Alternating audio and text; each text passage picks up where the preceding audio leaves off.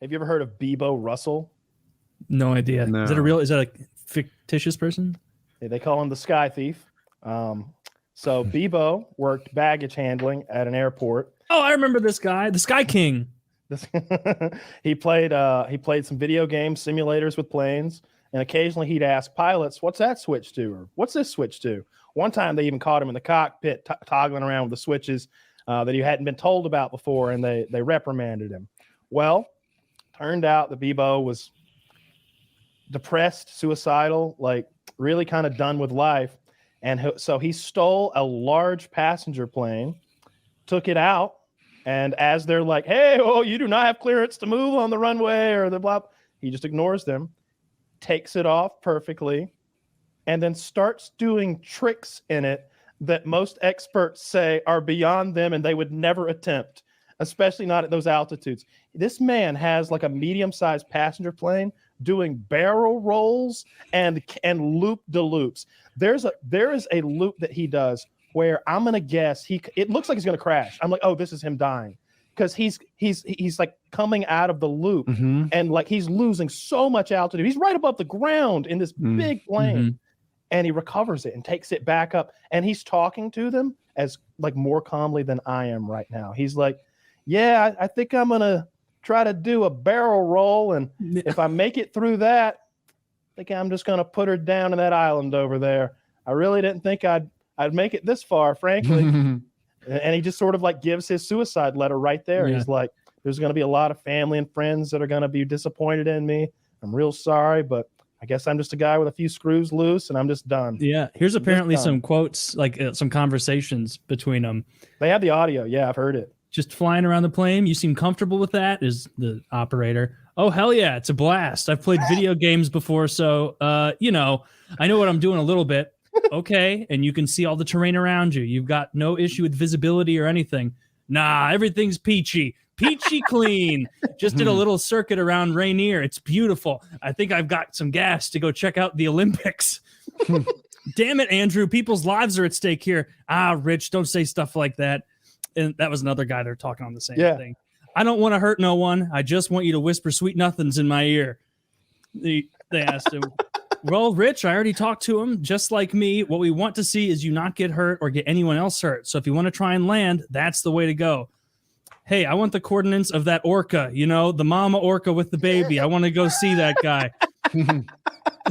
What the fuck? "Sorry, my mic came off. I threw up a little bit. Sorry about that. I hope it doesn't ruin your day." "Hey, do you think if I land this successfully, Alaska will give me a job as a pilot?" "I think they would give you a job doing anything if you could pull this off." "Yeah, right. Nah, I'm a white guy." Oh, that's gold.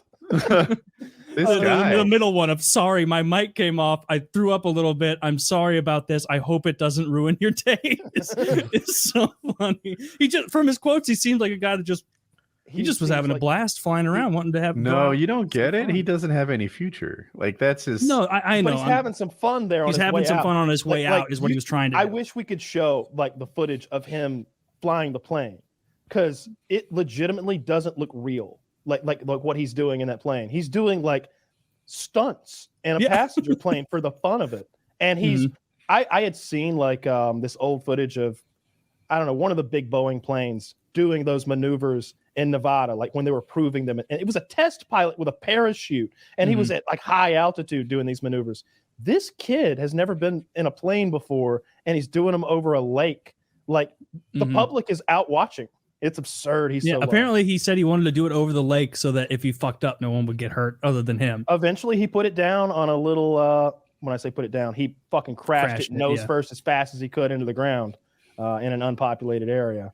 If he would have landed it successfully, like, I feel like by this point, that was a few years ago now, like he would have been like doing Kimmel or something. Like sure, stealing a plane. Actually, no, he'd be in fucking Guantanamo probably.